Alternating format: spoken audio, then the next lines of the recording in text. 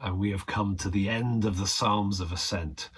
15 Psalms collected together. There's no other Psalms of Ascent outside of this collection of 15, so it's obviously very deliberate. And there's been quite a range. Thinking back to the beginning, some of the early ones, the sort of lifting up our eyes to the hills, where does my help come from, and so on. Thinking about the Lord building the house, thinking about the blessings of God's plan through the covenant with David, and so on. So we've covered a lot of ground. It's been a rich territory to be in. But now we come to the final psalm. And it's almost like a psalm that, in a very simple way, just closes the curtains on this collection.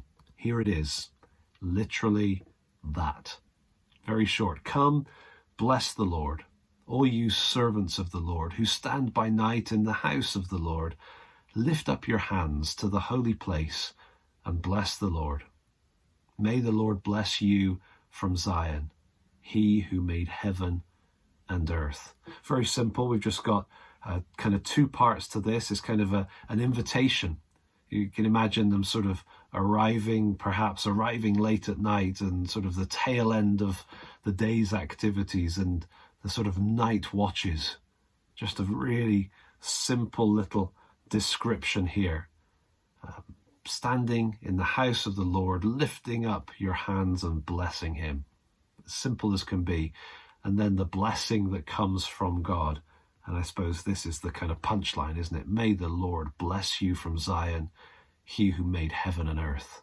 This is who God is, the God that we're approaching, whether we're Jews in the Old Testament coming up to Jerusalem, or whether we're Christians today enjoying God's word, coming to church, whatever the setting might be. As we approach God, we're approaching the one who blesses us, the one who made everything. This is the true and the ultimate God, and that true and ultimate God is a God who blesses.